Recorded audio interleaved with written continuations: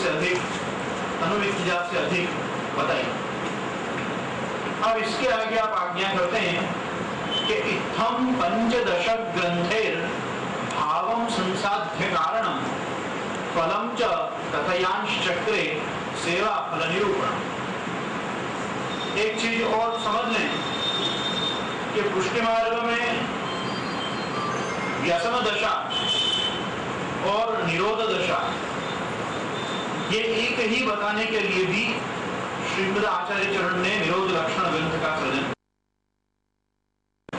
आपने तत् ग्रंथ में स्पष्ट आज्ञा करते हुए आज्ञा की कि हरिणा ये विनिर्मुक्ता ते मग्ना भव सागर ये निरुद्धास्त एवात्र मोद माया हरनिशम के जिनको भगवान ने छोड़ दिया, जो भगवान से दूर हो गए या भगवान से जो बहिर्मुख ही रह गए, जो भगवत सन्मुख नहीं हुए, जिनको भगवत सन्मुखता शरणागति प्रपत्ति अंगीकृति प्राप्त नहीं हुई, ऐसे जो लोग हैं ते मग्ना भव सागर, वो भव सागर में ही पड़े रहे, संसार समुद्र में ही रहे। और ये निरुद्धा जो इनको भगवान ने अपने में निरुद्ध कर लिए, जिनका चित्त मन अंतःकरण देह आदि सब भगवान ने अपने में स्थिर कर लिया मोद माया हर निशम, उन्होंने भगवान की माया को जीत लिया, वो भी अस्ते अस्ते। जैसा भगवान ने भगवत गीता में कहा ही है कि मामेव ये प्रपद्यन्ते माया मेताम करन्ते, जो मेरा प्रपद्यन करता है, मेरी शरणागति लेता है, वो मेरी माया को जीत सकता है। माया जो अपने आप में है वो भगवत शक्ति रूपा ही, भगवत प्रेरणा से ही जीव को अपने वश में करती है, शबल ब्रह्म रूपिणी मानी है। लेकिन फिर भी भगवान तो स्पष्ट आज्ञा करते हैं कि दैवी ऐसा गुणमयी मम माया दुरत्य है ना, कि ये जो भगवत माया है ये कैसी है, तो कहा कि दैवी माया है, आसुरी माया नहीं। माया को कभी भी ऐसा नहीं मानना चाहिए कि ये भक्ति में बाधक होती। हाँ, भक्ति में इसका निवर्तन जरूर किया जाता है, इससे बाहर आने का प्रयत्न जरूर किया जाता है, लेकिन ये माया के वश में होने के कारण ही जीव को ये बात का भान सदा बना रहता है कि मैं जीव हूँ, अणु हूँ और तुच्छ हूँ, और भगवान जो है वो महान और सर्वज्ञ। अगर ये माया ना हो तो अंश भले होते हुए भगवान के जीव को कोई चीज का बोध ही ना हो। भगवान ने अपने स्वरूप का बोध कराने के लिए, जीव को स्वस्वरूप का बोध कराने के लिए ही माया का सृजन इस सृष्टि में किया। ये एक बात समझो। इन्हीं सब चीजों को समझाते हुए आपने निरोध लक्षण ग्रंथ संपूर्ण किया। और श्री द्वारकेश जी बताते हैं कि ये 15 ग्रंथ जो यमुनाष्टक से प्रारंभ होकर निरोध लक्षण तक आए हैं, भावम संसाध्य कारण, ये भाव से ही समझे जा सकते हैं, इनको भावों से ही समझना आवश्यक है। कल अपने भाव की चर्चा करी थी ना कि भाव जो है वो रियलिटी है। भाव क्या है?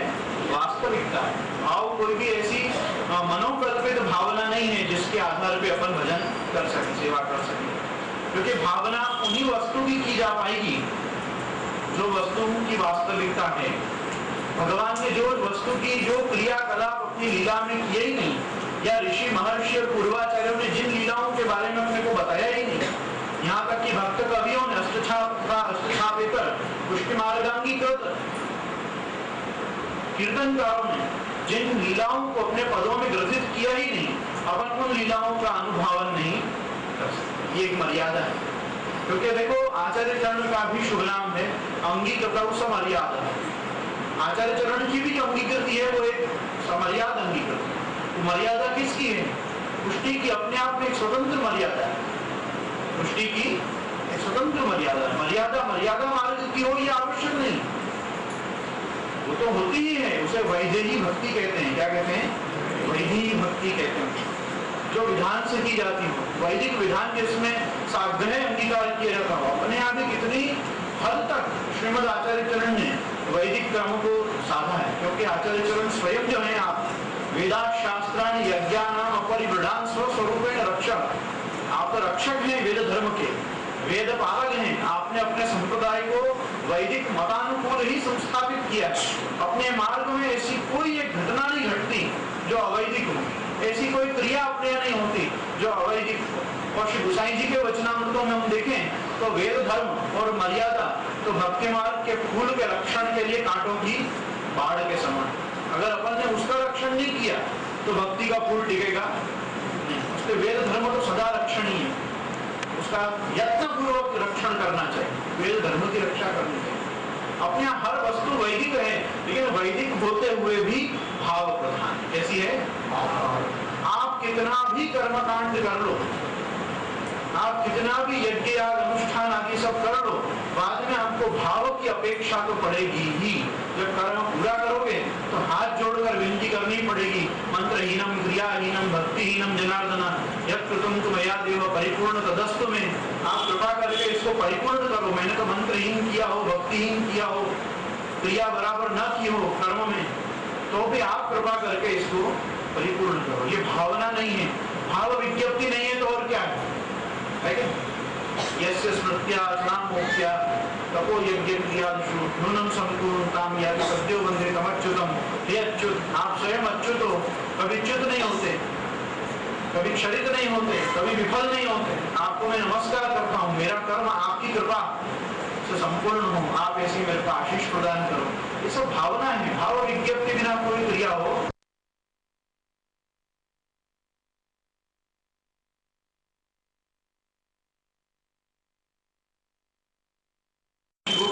प्रभु प्रियताम न मेरे लिए नहीं, ये तो मैं उनकी प्रसन्नता के लिए कर रहा हूँ। तो अपन हर कर्म भगवद अर्थ ही करते हैं, ये तो एक सिद्धांत है।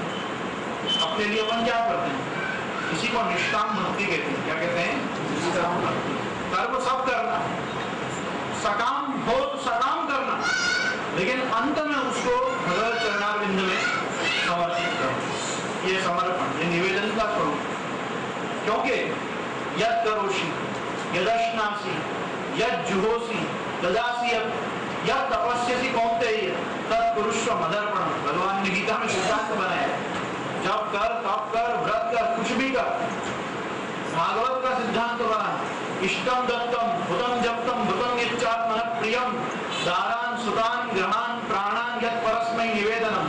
समर्पण और निवेदन मुक्ति मार्गीय भगवत शास्त्रों में सर्वत्र गुंजायमान। कोई भी ग्रंथ उठा कर देखोगे आपको मिलेगा कि जो करना सो प्रभु को समर्पित अवश्य कर। अपन अपना धर्म करते हैं जो निर्हेतुक होता है, किसी हेतु से नहीं करते। धर्म परायण जीवन जीना है बस मात्र, धर्म पुरुषार्थ है। उस पुरुषार्थ को साधने के लिए भी यदि करते हैं तो भी आग्रह क्या रखते हैं कि यह मैं किसकी प्रसन्नता के लिए कर रहा हूँ? अस्मद् प्रभु प्रियताम नमः, मेरे इष्ट के लिए करो। और जो कर्म आपके लिए आपके वांछित नहीं है, इस समय आपको प्राप्त नहीं होना चाहिए, उसमें स्वयं अगर आपका इष्ट प्रबल है तो वो इष्टापत्ति करेगा ही करेगा, आपको उसका प्रदान नहीं करेगा, विघ्न डालेगा आपके कार्य। तो कितनी बार अपने यहाँ वार्ता जी में तो असंख्य प्रमाण है, और षोडश ग्रंथ में भी श्री महाप्रभु जी और टीकाकार समस्त यही आज्ञा करते हैं कि जब बार बार अपने किसी कार्य में विघ्न आता हो तो उसको भगवत इच्छा मान के छोड़ देना चाहिए, है ना। अपन लोग से जब नहीं हो पाता है तो अपन क्या कहते हैं? भगवत इच्छा। एक्चुअली में वो अपनी असफलता नहीं होती, वो अपन अपनी असफलता और निराशा के प्रभाव से नहीं बोलते हैं, और बोलते हो तो नहीं बोलना चाहिए। तब वास्तव में ऐसा अपने को बोध होना चाहिए कि ये तो वास्तव में मेरे प्रभु को शायद प्रिय नहीं है। ये भक्ति मार्ग की विचारधारा है। आप हर चीज का संकल्प लो और वो संकल्प आपका सध जाए, ऐसा कोई जरूरी नहीं। आप सबके संकल्प भगवान नारायण नहीं हो, जीव मात्र, और जीव की कुछ ना कुछ एक लिमिटेशंस है। इसके आगे जीव की ना विचार शक्ति जा सकती है, ना उसकी सामर्थ्य जा सकती है। अपन तो बहुत अणु और तुच्छ है, ये तो अपने में उत्तम उत्तमता ही जो है वो मात्र और मात्र भगवत सेवा भगवत अंगीकृति के प्रभाव से है। समर्पणाधम पूर्वम उत्तम किम सदा सिता काम धामता भाव्या पश्चाताप यतो भवे। क्यों अपने अधमता का विचार करना? जब तक अपन ने आत्मनिवेदन नहीं किया था, आत्मसमर्पण प्रभु को नहीं किया था, जब तक हम ब्रह्म संबंधी नहीं थे, तब तक हमारे में कौन सी उत्तमता थी? आज कम से कम हम भगवत दास तो हैं, भगवान मार्ग में स्थित हैं, भगवत सेवा पर आए हैं, श्रीमद आचार्य चरण श्री गोसाई जी की कृपा से। कितनी श्रेष्ठता है अपन लोगों। तस्मात् जीवः पुष्टि मार्गे भिन्ना एव न संशय भगवत रूप सेवा तो सृष्टि अन्यथा भवे। अपन को गर्व होना चाहिए कि अपनी सृष्टि ही प्रभु ने, पुष्टि पुरुषोत्तम ने खुद की सेवा करवाने के लिए की है। अपन वो पुष्टि मार्ग की कम्युनिटी, वी आर वैष्णव्स, और वो अस्मिता अपने में पुष्टि मार्गीय होने की ये अपने को सतत स्मरण रहे। इसी कारण से नवरत्न में आज्ञा है कि निवेदनम तो स्मर्तव्यम सर्वथा तादृशेण जने। सामान्य फालतू लौकिक वैखरी बातें करने वाले लोगों के साथ बैठ के निवेदन का स्मरण नहीं करना चाहिए।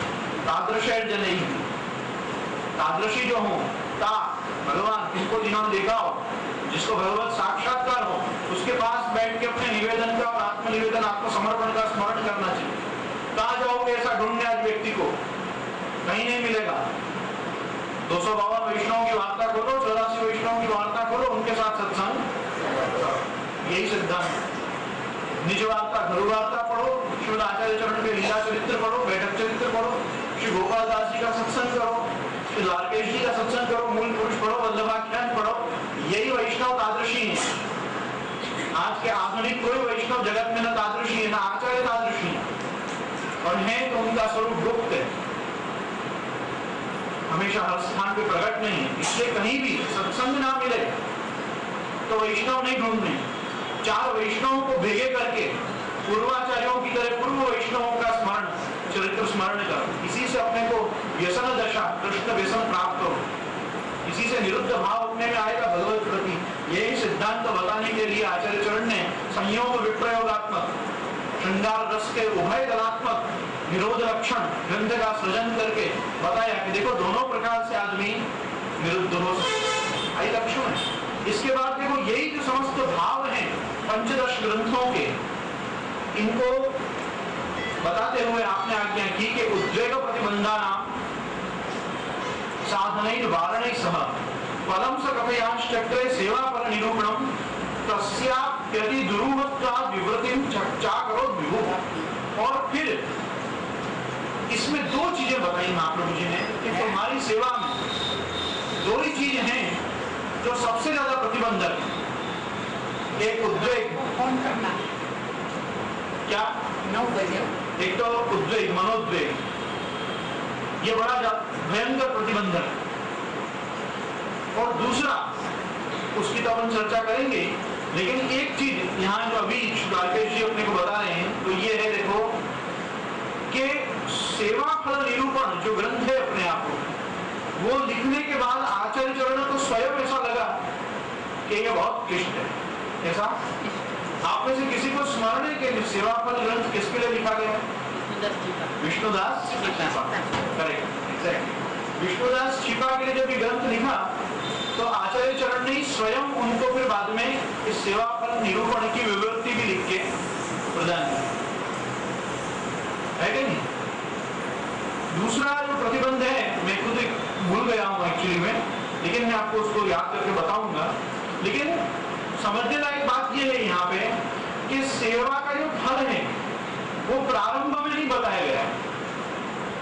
षोडश ग्रंथ के प्रारंभ में सेवा का फल नहीं बताया गया, वहां तो सब साधन भक्ति का उपदेश की, और सेवा का जो वास्तविक फल है भगवत व्यसन दशा या निरोध दशा, ये देखोगे तो आप 13-14 ग्रंथ के बाद जाके 15वें ग्रंथ में बताया है। षोडश ग्रंथ का अपने आप में सेटअप कैसा विलक्षण है कि जबकि फलश्रुति तो अंत में ही बताई जाती है, लेकिन अगर किसी को प्रोत्साहित करना हो कि तुम इसमें आगे बढ़ो तो पहले उसको फल बताना चाहिए। मैं आपको कहूं कि आपको ये करना चाहिए, उसके पहले ये तो बताऊंगा ना इससे लाभ क्या होगा। आदमी लाभ देखे बिना प्रवृत्त नहीं होगा कोई वस्तु, लेकिन यहाँ पे कैसा है, ये निष्काम भक्ति मार्ग के सिद्धांत को पढ़ना है, इसलिए फलापेक्ष जो व्यक्ति हैं उनको ग्रंथ में कहीं पे भी सिद्धांत रहस्य प्रकट नहीं किया जाए।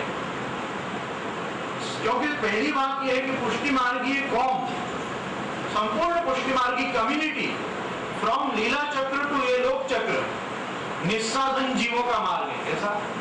निस्साधन जीव, ससाधन लोगों का मार्ग नहीं, दुष्ट साधनों का तो बिल्कुल ही नहीं, ये निस्साधन जीवों का, स्वीय जनों का मार्ग होने का भगवान के स्वीय है, भगवान और श्रीमद आचार्य चरण के जो निज जन है। इसीलिए अपने महाप्रभु जी कैसे हैं? निजाचार्य। कैसे हैं? चिंता संतान अंतारो यत्पादाम्बुजरेण स्वीयानांतान, भक्त जो हैं वो महाप्रभु जी के स्वीय हैं और महाप्रभु जी जो हैं वो भक्त के निजाचार।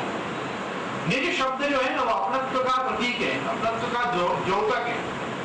जब निज कहा जाएगा मतलब अपनी सत्ता है, आचार्य पे आपकी सत्ता है और उस सत्ता भले आपकी आचार्य पे है, लेकिन आप आचार्य क्यों, ये एक बड़ा विलक्षण मार्ग है। यहाँ पे आप ठाकुर जी के हो के नहीं हो ये सेकेंडरी पक्ष है। महाप्रभु जी आपके हैं और आप महाप्रभु जी के हो। आप देखो पुष्टि सृष्टि कहलाते हो, लेकिन जन कौन से कहलाते हो? वल्लभी जन, वल्लभी सृष्टि ही हो। आपको कभी कार्ष्णी सृष्टि कहा जाता है कि आप कृष्ण की सृष्टि हो?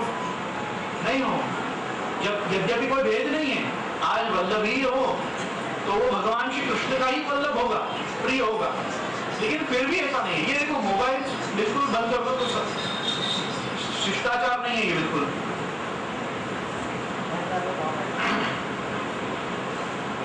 एवं षोडशभिर्ग्रन्थैः पुरुषोत्तम सेवनम प्रतिपाद्य फलत्वेन चक्रे जीवो धृतिं विभो।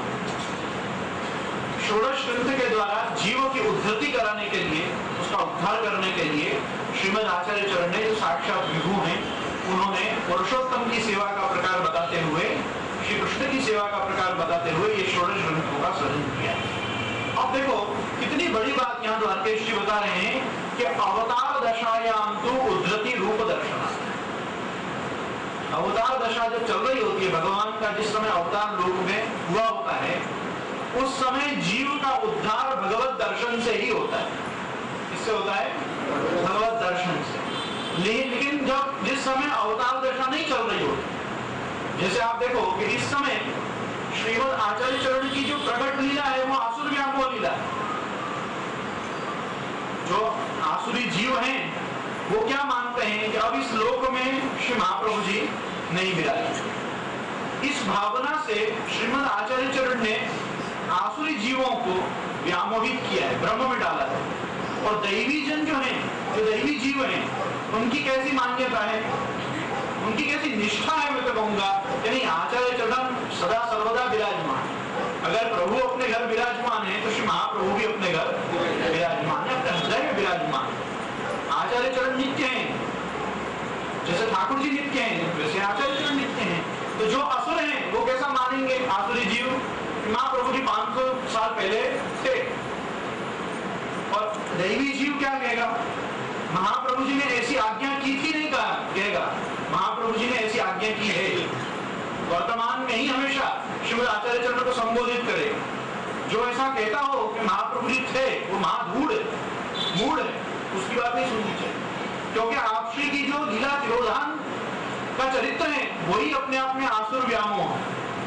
तथा और भी मैं आपको स्पष्ट करूंगा कि आज भी 120 वचनामृत पढ़ना आप कवि गिरधरलाल जी महाराज के 120 वचनामृत का श्री गिरधरलाल जी महाराज स्पष्ट आज्ञा करते हैं अपने वचनामृत में कि आज भी जिन गोस्वामी बालकन में सेवा तथा सिद्धांत विषय जानकारी की शिथिलता दिखे है, जो आचार्य आज अपने स्वरूप से नहीं रहते, जो आचार्य तरीके से सृष्टि में अपने आप को प्रोजेक्ट नहीं करते, जो आचार्य बराबर अपना जो मूल स्वरूप है वो नहीं प्रकट करते, उसका कारण बताते हुए आप आज्ञा करते हैं कि ईश्वर हु काल धर्म को मान रखे सो कलिकाल को मान रख के अपनो भाव अपनो धर्म गोप्य रखे।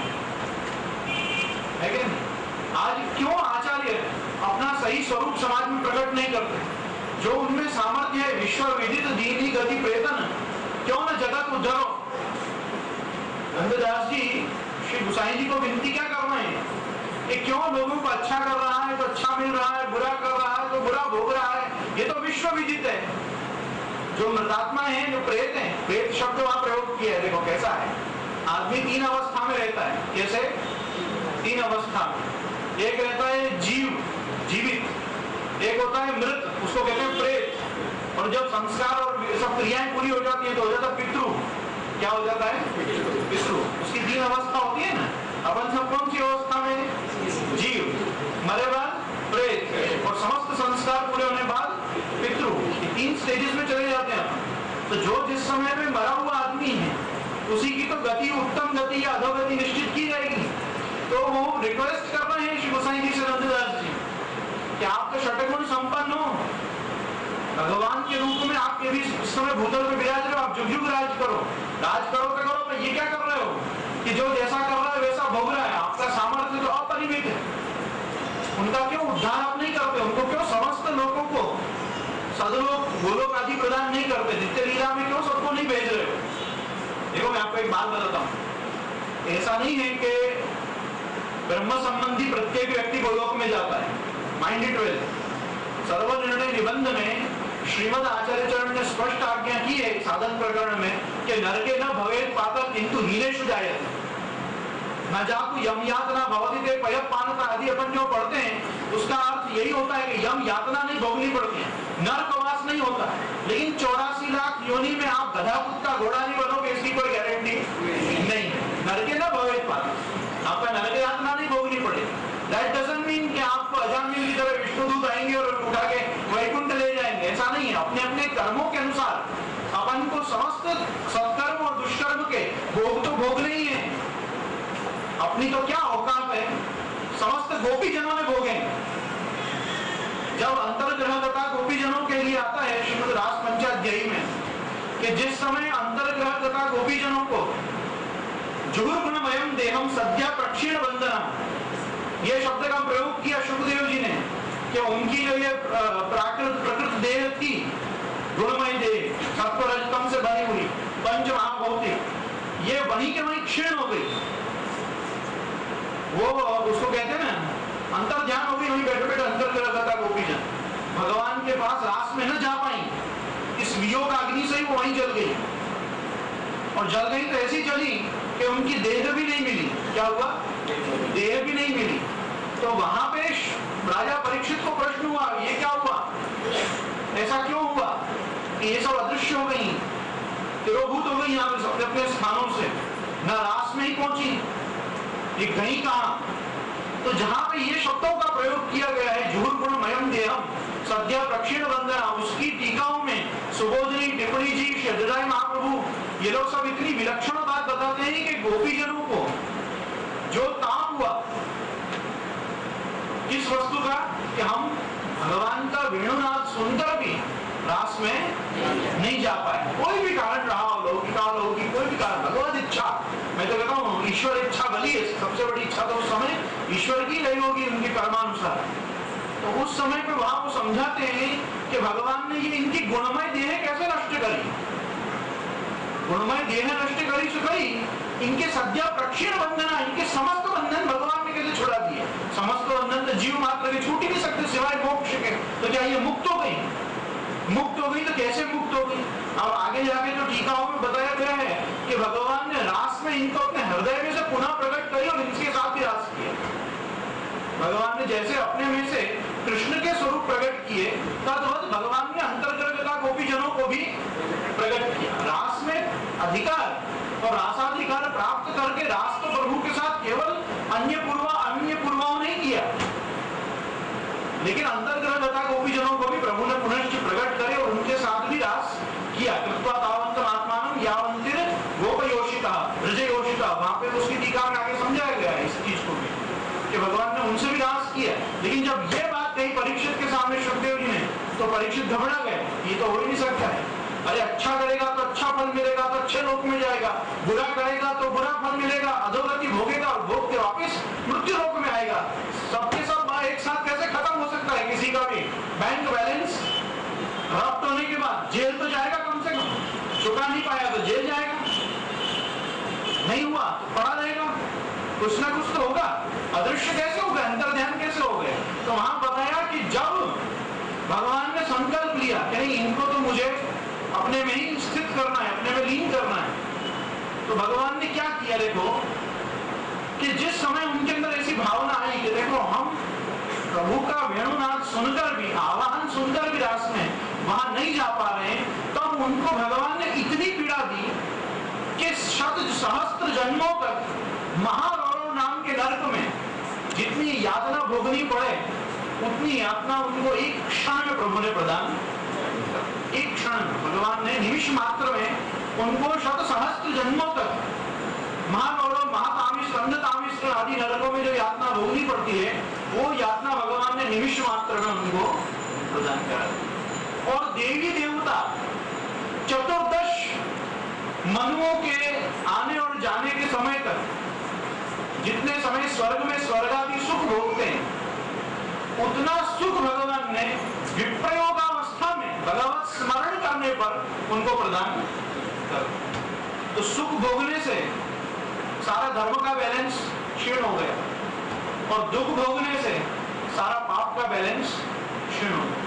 उनको दोनों चीजें साइमल्टेनियसली एक समय पर ही प्रभु ने प्राप्त करवा दी। उसका प्रभाव क्या पड़ा? ना उनके देह में पाप रहा, ना उनके देह में पुण्य रहा। गीता जी की तो व्यवस्था क्या है? गीता जी में, भगवत गीता में व्यवस्था क्या है? भगवत गीता में तो सीधी व्यवस्था है कि ये कहते हैं ना, एवं त्रयी धर्म मनुप्रपन्ना गतागतम काम कामा लभन्ते। 7वें या 9वें अध्याय में आता है, तेतम भुक्त्वा स्वर्गलोकम विशालम, तेतम भुक्त्वा स्वर्गलोकम विशालम क्षीणे पुण्य मर्त्य लोकम विशन्ति। एवं त्रयी धर्म मनुप्रपन्ना गतागतम काम कामा लभन्ते। आदमी अच्छे कर्म करता है, त्रयी विद्या नाम सोमपा पुत पापा, या साम वेद, यजुर्वेद, ऋग्वेद आदि के आधार पे अपना अच्छा जीवन, वैदिक जीवन मनुष्य जीता है।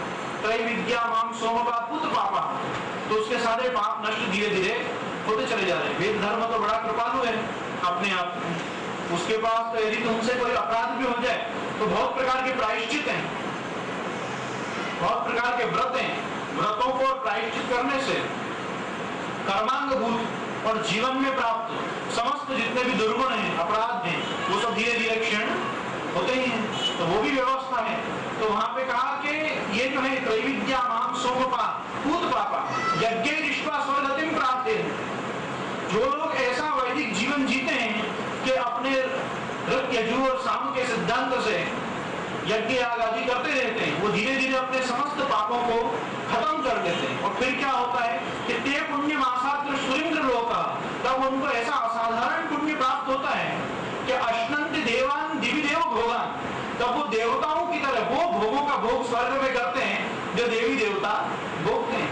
तो अच्छा कर्म मनुष्य करेगा तो स्वर्ग पर्यंत देवी देवताओं को प्राप्त होने वाला सुख उसको प्राप्त होगा ही, ये एक सिद्धांत है। और अगर बुरे कर्म करेगा तो अधोगति तो निश्चित ही है, इसमें तो कोई प्रश्न क्या और शास्त्र वाक्य की आवश्यकता क्या, बुरे कर्म को तो भोगना ही है मनुष्य को। तो दोनों चीजें करने पर भी गोपी जनों तक को ये व्यवस्था दी गई कि उनको भगवान को अपने में स्थित करने से पूर्व उनके समस्त पाप भी जलाने पड़े और समस्त पुण्य भी क्षीण करने ही पड़े। जब पाप और पुण्य दोनों ही निष्ठ हो गए तब उनकी स्थिति कैसी हो गई? निर्दोषम ही समम ब्रह्म, तब वो ब्रह्मात्मा को निर्दोष हो गई, उनमें कोई प्रकार का दोष रहा ही नहीं। तो ना तो उनका पुनर्जन्म होना रह गया, ना उनका कोई भोग भोगना ही शेष रह गया, भगवान में स्थित हो गई। भगवान ने अपनी इच्छा से उनको रास में प्रकट करी, भगवान ने उनको रास किया। कहने का मेरा मतलब यह है कि गोपी जनों तक को अपने अच्छे और बुरे का हिसाब पहले देना पड़ा या भगवान को उनसे लेना पड़ा, फिर भगवान ने उनको फलदान किया। अजामिल आदि के साथ भी यही घटना घटित हुई। अपन लोग जानते हैं ना अजामिल के चरित्र को। अजामिल का चरित्र ही यह है कि विष्णुदूत और यमदूत के संवाद सुनने के बाद उसको भगवान नाम महात्म्य का बोध हुआ। उसके बाद उसने हरिद्वार में जाके अगमाशण तीर्थ पे तपस्या की, तपस्या से अपने जीवन भर के समस्त पापों को जलाए और फिर उसके बाद भगवान ने उसको वैकुंठारोहण प्रदान। तो मनुष्य को सदगति चाहिए, उद्धति चाहिए, तो उसको अच्छे कर्म तो करने ही पड़ेंगे। मात्र ब्रह्म संबंधी होने से वो गोलोकवासी हो जाए ऐसा कोई जरूरी नहीं है। उसको कर्म लीला चक्र में भी घूमते तो लेना पड़ेगा ही। अपने यहाँ 252 वैष्णव में भी ऐसे बहुत से वर्णन है कि वैष्णव हुए बाद भी उनको समय के लिए तो प्रेत योनि भोगनी पड़ी और दूसरे जन्म में उनका उद्धार हुआ। आई लक्ष्य में पाता।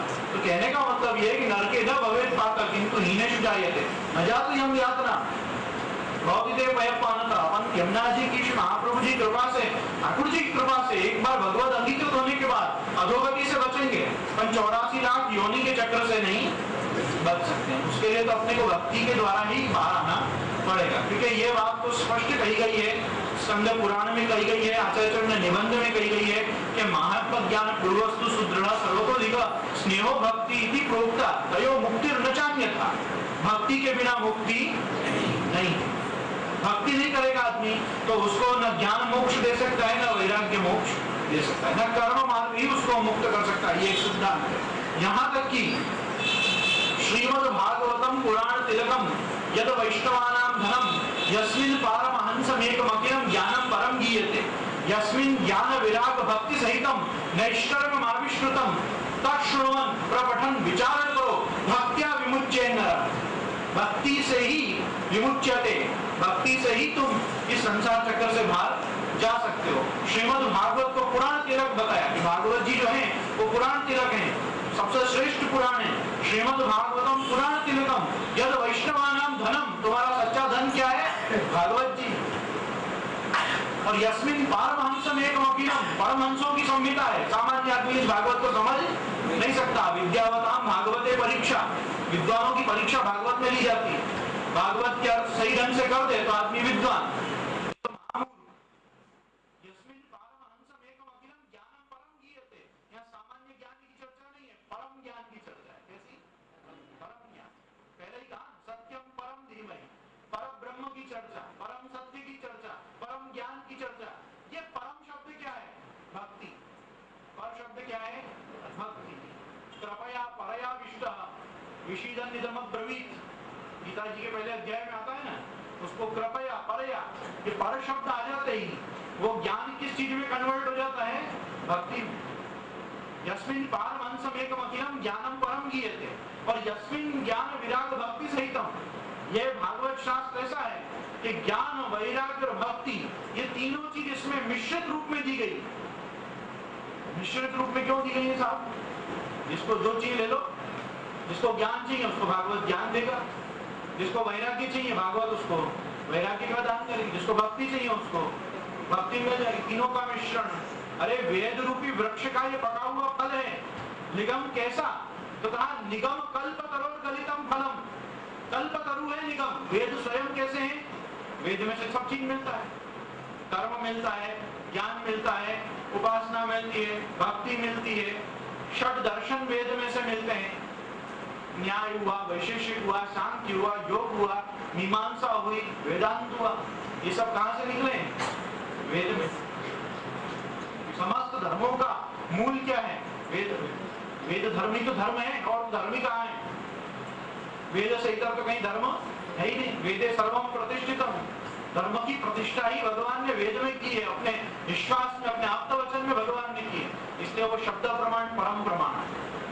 शब्द प्रमाण परम प्रमाण, उसके आगे कोई प्रमाण नहीं है। आचार्य चरण को भागवत जी परम प्रमाण बता रहे थे, तो अभी पहले क्या कहना पड़ा? वेदः, क्या कहा?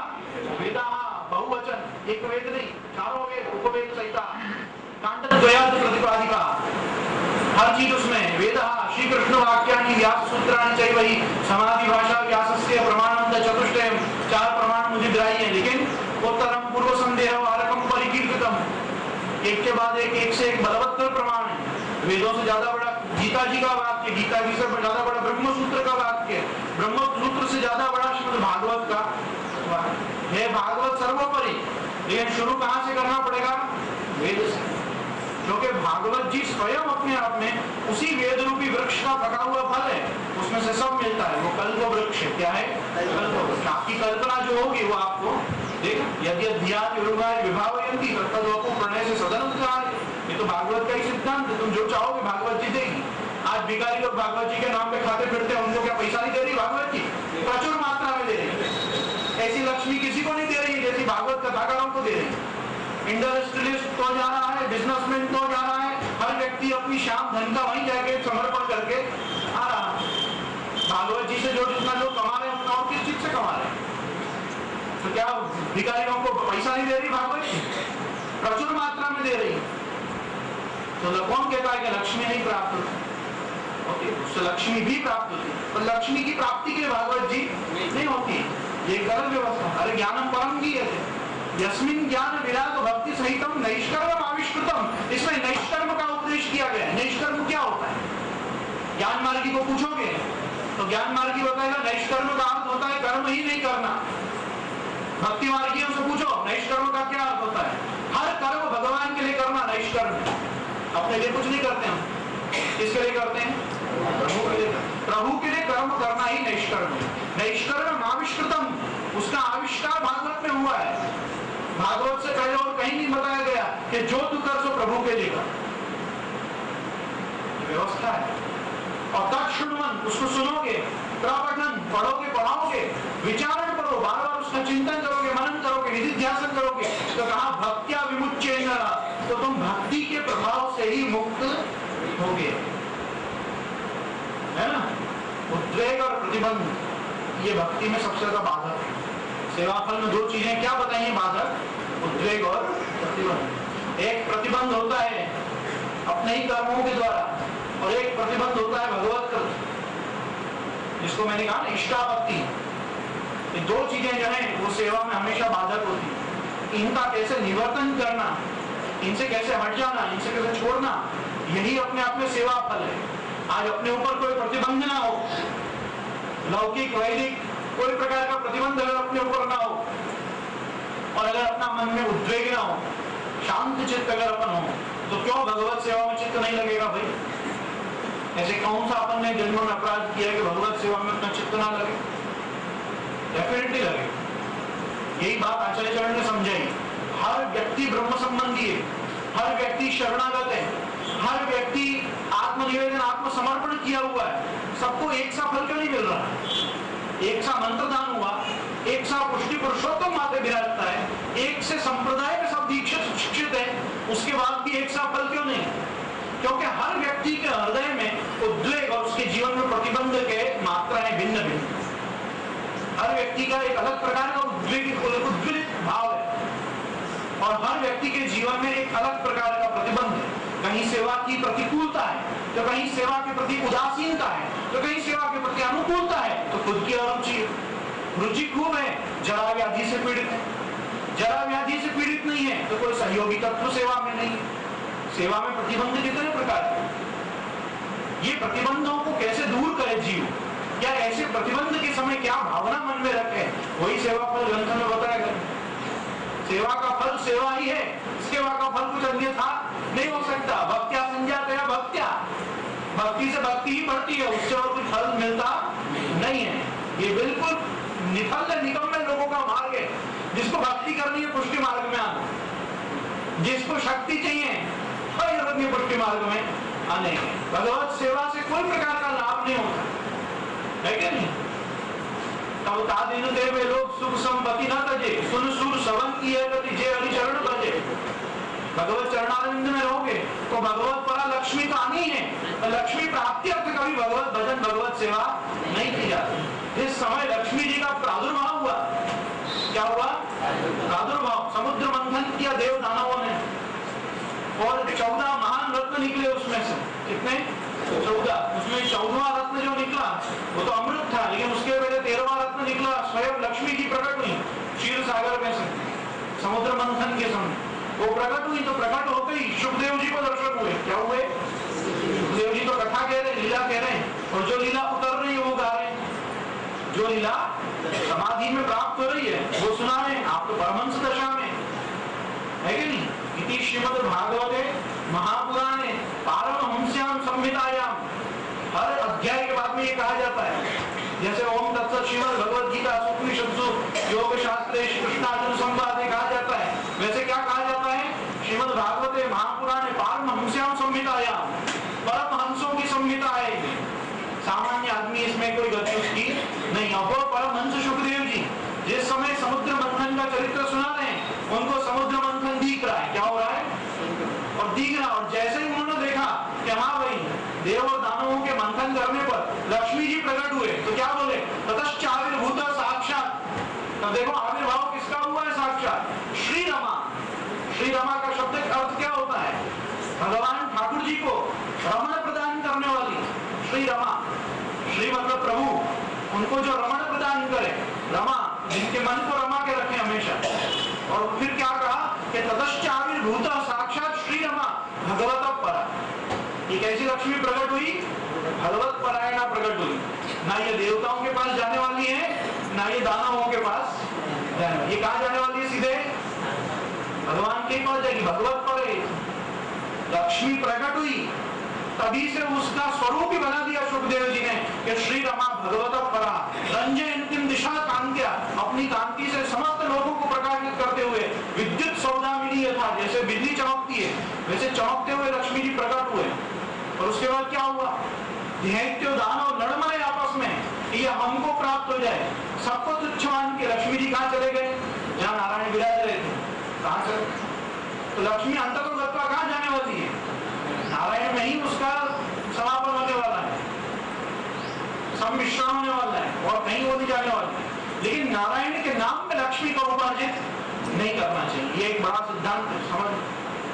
तो यहाँ समझा रहे हैं कि अवतार दशा जब होती है भगवान की, जिस समय भगवान खुद लोक में आविर्भूत होते हैं, जिस समय आसुर व्यामोह लीला नहीं हो रही है, प्रत्यक्ष प्रभु विराज रहे हैं, तब तो उनकी जीवों की उद्धति रूप दर्शनार्थ दर्शन करना आपका उद्धार है। लेकिन जिस समय श्रीमद आचार्य चरण अपनी आसुर व्यामोह लीला में ही स्थित हैं, उस समय जिस समय आप श्री की अवतार दशा नहीं चल रही है, तब कह रहे हैं यह नामात्मक ग्रंथे स्वदासानाम सहोदृति, तब ये समस्त नामात्मक ग्रंथ ही महाप्रभु जी के उनके स्वदासों के उद्धार में सामर्थ्य। जो ग्रंथों को नहीं देखते, जो ग्रंथों को नहीं पढ़ते, उनका अनवतार दशा में उद्धार होना संभव आई लक्ष्मण। इसके आगे अपन शांति से नेक्स्ट सत्र जब होगा तो अपन करेंगे। अभी अपन चले, दर्शन का समय हो गया। शिवल्लभा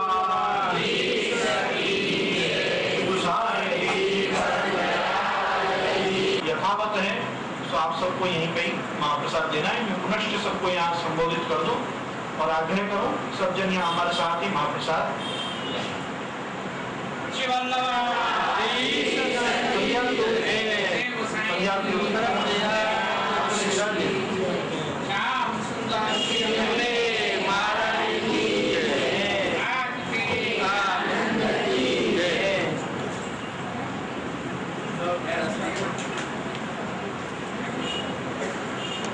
प्रागट्य दिवस की आप सबको बधाई। मुझे बहुत पूर्व में दूसरा कैसा है कि आज एकादशी है और हम किसी की एकादशी खंडित नहीं करवाना चाह रहे थे, इसलिए जब दामोदर भाई और सबने आके विनती करी कि आप तपेली की आज्ञा करो कब करनी है, तो हमने कहा कि 11 को मेरे बहू जी का जन्मदिन होते हुए भी मैं सकड़ी से नहीं मना सकता हूं। सुंदर